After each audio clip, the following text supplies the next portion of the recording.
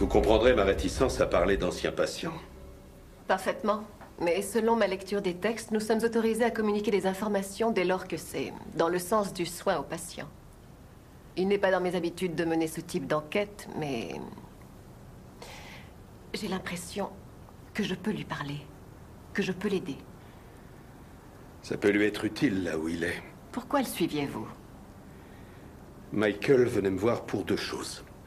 La première est qu'il souffrait d'inhibition latente. Excusez-moi, mais je connais ça assez mal.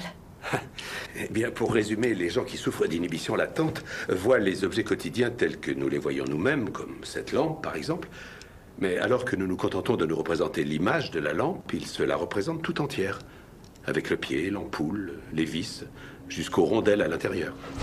Leur cerveau est plus ouvert à tous les stimuli de leur environnement.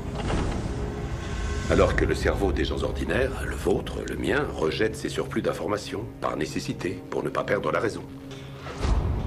Quand le sujet qui souffre d'inhibition latente n'a qu'un faible QI, ça lui occasionnera presque à chaque fois des maladies mentales.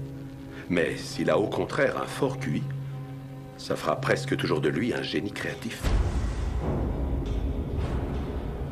Vous croyez que Michael est un génie? Je crois que c'est un mot très galvaudé, et ce depuis déjà quelques années. Mais dans le sens classique du terme, oui. Sans aucun doute. Tout à l'heure, vous avez dit que Michael souffrait de deux choses.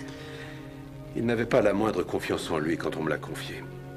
La perte des deux parents provoque souvent ça chez l'enfant. Mais dans son cas, associé à cette inhibition, ça a produit chez lui un résultat intéressant. Ça l'a mis très à l'écoute de toutes les souffrances autour de lui. Il ne pouvait pas les chasser de son esprit. Il est devenu sauveteur. Ce genre d'homme qui se montre moins intéressé par sa propre sécurité que par celle des autres. Je ne savais absolument pas. Je ne pense pas que vous connaissez Michael Scofield. Non.